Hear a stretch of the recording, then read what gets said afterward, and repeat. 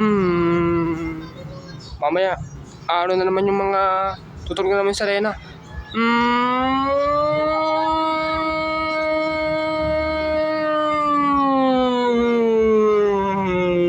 Tumutulog na naman yung Serena.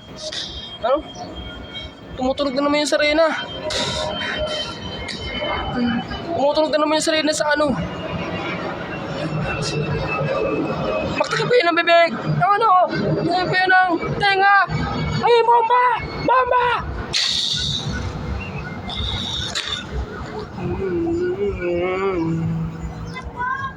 Nitong nakaraang taon lang, ibinalita sa buong mundo ang walang tigil at walang nakatapusan ng giyera sa Middle East. At sa giyera na yon, maraming mga kababayan natin ang naipit doon sa gitna ng giyera. Ito ang isa pang tanong. Ngunit kakayanin ba ng mga kababayan natin ang kanilang sitwasyon habang nagyegera sa gitnang silangan? Ngayong gabi, inyong matutunghayan ang napakaganda na namang episode na aming ihahandog sa inyo na pinamagatang aming katatagan sa gitna ng giyera. The Juan Joros Roberto Enrique story.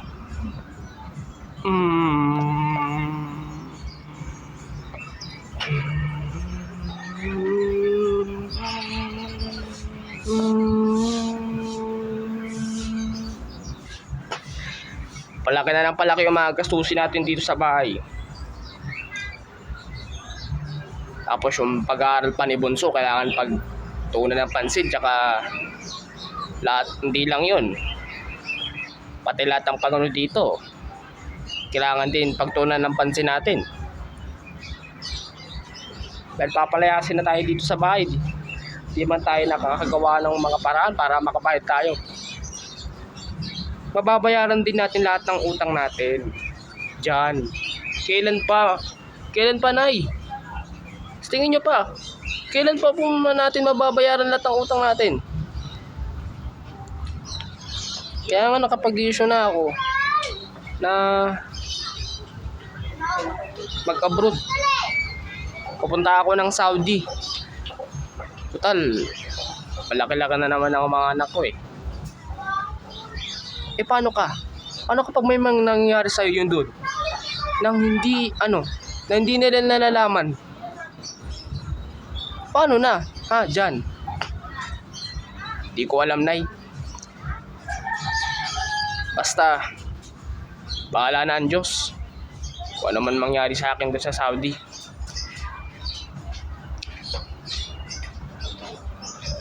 Di naman ako papabayaan ng Diyos eh. Di naman siguro ako papabayaan ng Diyos eh. Bahala na ang Diyos.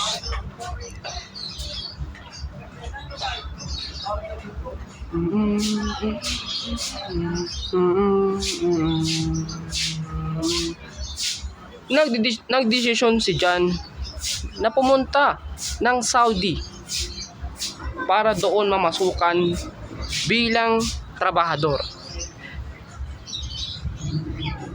At nakilala niya doon ang kanyang mga kapwa Pilipino na nagtatrabaho din doon, na sila Roberto at iba pa.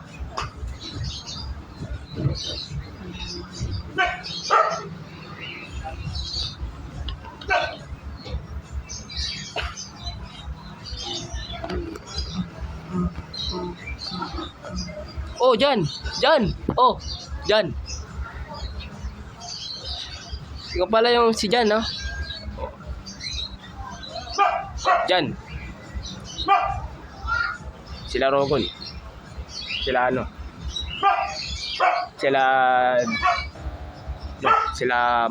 Jose, sila Juan. Yan, okay. Matagal na kami magkaibigan nito ni Jan. Simula nung bata ka pa kami, binibigyan niya ako ng baon. Kaya ngayon Ngunit hindi nila alam, mas malaki pa pala ang kanilang sasapitin at mas masakit pa ang kanilang mararamdaman sa kanilang mga among Arabyo. Mga Arabo. Kuruso! Brig ko to bara, ito babara. Brig ko bara. Sir, I can the money is when the basic what you said. Sir, I want this the money. No. I bidding this ko di bid the money. Your bid is bid. Now. Speed to Vigo. Uri di score. Not money. Not it. Your bid son.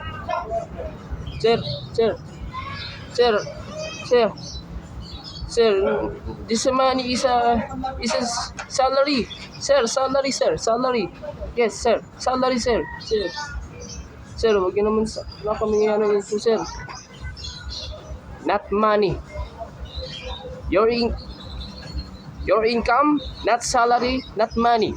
Your biggie focus. The word system. Not ego. Sir. No.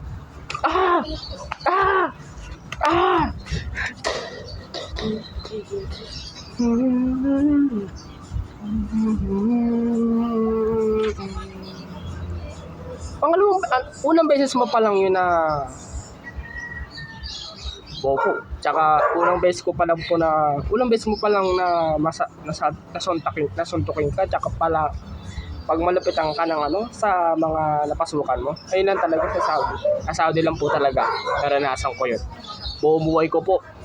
Hindi ko po naranasan na kumain ng ilang araw. Kaya po sa Saudi po talaga, pinalalas po talaga namin yun. Hindi sila pinakain ng ilang araw. At hindi din sila pinainom ng tubig. At kahit mga telepono nila, mga cellphone nila ay kinuha ng mga Arabo. Hanggang sa dumating ang di nila inaasahan, ang pinakamalaking giyera sa gitnang silangan. Which is the war on warfare on years on war on Middle East. This is the word described there. The world war on Middle East. Magkakagera daw sa Middle East? Diyan. Totoo to? Hindi natin alam. Ngunit kung totoo man yan, kailangan natin maging handa sa mga posibleng mangyari sa atin dito. Diyan, dito tayo mamamatay. Magdadasal pa ba tayo? Wala ba kayong tiwala sa Panginoon? Kaya na naman. Sir, you're this the drugs. Sir, wala pa kaming droga dito. You're is not the drugs. Drugs! You're this the drugs. Sir, pero wala pa kaming droga dito, sir. Sir,